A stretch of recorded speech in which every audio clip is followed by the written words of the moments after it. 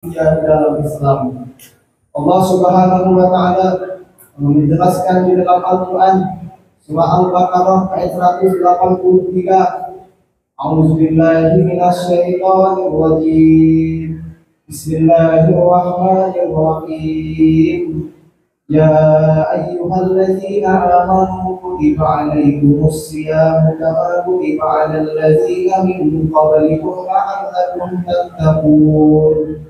Yang artinya, wahai orang-orang yang beriman, diwajibkan atas kamu berpuasa sebagaimana diwajibkan atas orang-orang sebelum kamu agar kamu bertakwa. Dari ayat tersebut dapat kita ambil kesimpulan bahwa tujuan utama dari ibadah puasa yang kita lakukan adalah untuk pribadi yang bertakwa. Namun perlu kita ketahui bersama, untuk mencapai ketakwaan itu di dalam bulan Ramadan ini terdapat keistimewaan yang sangat luar biasa apabila kita mengetahui dan menjalankannya di dalam bulan Ramadan tersebut. Rasulullah SAW bersabda di dalam sebuah hadis yang berbunyi, "Faqailat ummatun khamsin wa khamalin fi Ramadana lahum qabla fi ummati syahri." Yang artinya bahwa dalam bulan Ramadan tersebut setidaknya ada 5 keistimewaan yang diberikan kepada umat-umat yang sebelumnya. Dalam keistimewaan tersebut, yang pertama adalah bulan diturunkannya Al-Quran atau bulan Syahrul Quran. Hal ini berdasarkan dengan firman Allah Subhanahu wa taala di dalam Al-Qur'an surah Al-Baqarah ayat 185.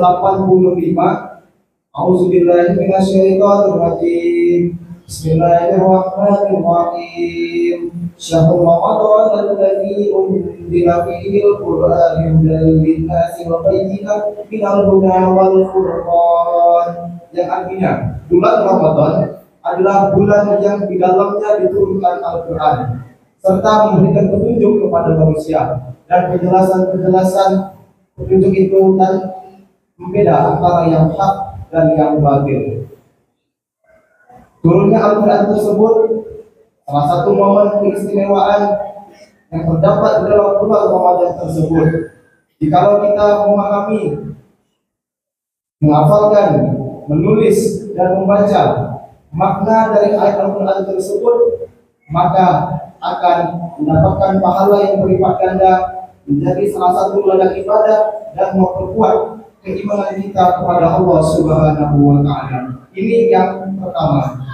Lalu yang kedua, pahala kita akan dilipat gandakan oleh Allah Subhanahu wa taala. Setiap amal kebaikan yang kita lakukan pada bulan Ramadan ini akan dilipat gandakan oleh Allah Subhanahu wa taala. Setiap 10 kali kebaikan akan dibagi lebih oleh Allah Subhanahu wa taala. 10 kali kebaikan akan meningkat sampai 100, bahkan sampai 1000 dan seterusnya. Dan Allah yang memberikan balasan kepada kita semuanya. Ini yang kedua. Lalu keistimewaan yang ketiga yang terjadi pada bulan Ramadan adalah malam Lailatul Qadar.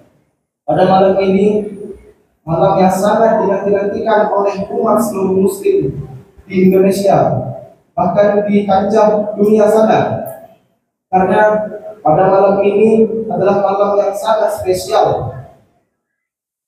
Bahkan Allah Subhanahu wa taala pada malam tersebut membuka pintu langit yang sebesar-besarnya, mengabulkan doa-doa kita dan mengampuni dosa-dosa yang terdapat pada diri kita.